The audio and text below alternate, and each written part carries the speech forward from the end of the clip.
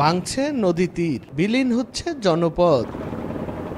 ভোলার সদর উপজেলার শিবপুর মাছঘাট সংলগ্ন ৫০০ মিটার এলাকায় ভাঙন দেখা দিয়েছে মেঘনা নদীতে। এরই মধ্যে লোকালয়ের প্রায় ৪০০ মিটার অংশ নদীগর্ভে বিলীন হয়ে গেছে। ভাঙনের হুমকিতে আছে শিবপুর মাছঘাট সহ ৪ ইউনিয়নের শিক্ষা প্রতিষ্ঠান, বসতবাড়ি ও ফসলি জমি। এমনকি আর ৬০ মিটার ভাঙলেই শহর রক্ষা বাঁধটিও বিলীন হয়ে যাবে।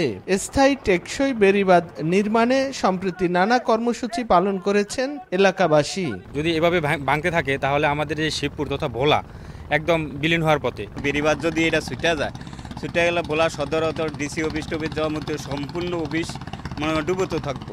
আমরা মধুপুর থেকে এই পর্যন্ত আমরা ভাঙতে আমরা আতঙ্কিত হয়ে গেছি। সিসি ঢালাইয়ের ব্লক চাই, দীর্ঘ টেকসই বাঁধ চাই। ভাঙন ঝুঁকিতে থাকা নদী তীর রক্ষায় বর্তমানে জরুরি ও পরে স্থায়ী ব্যবস্থা নেয়ার আশ্বাস পানি উন্নয়ন বোর্ডের। ডিপিপিটা পাশ হয়ে গেলে পরে এখানে প্রায় ৪ কিলোমিটার দৈর্ঘ্যে নদী তীর সংরক্ষণ এবং বন্যা নিয়ন্ত্রণ বাঁধ রিহ্যাবিলিটেশন এখানে অন্তর্ভুক্ত আছে। সেক্ষেত্রে এটা পার্মানেন্টলি নদী ভাঙন থেকে মুক্ত করা যাবে বলে আশা করা যায়। মেঘনা নদীর ঝুঁকিপূর্ণ ৪ কিলোমিটার তীর সংরক্ষণ ও ৬ কিলোমিটার বন্যা নিয়ন্ত্রণ বাঁধ নির্মাণে ৬২৬ কোটি টাকার একটি প্রকল্প সংশ্লিষ্ট দপ্তরে জমা দিয়েছে পানি উন্নয়ন বোর্ড। নাসির উদ্দিন লিটন, সময় সংবাদ, ভোলা।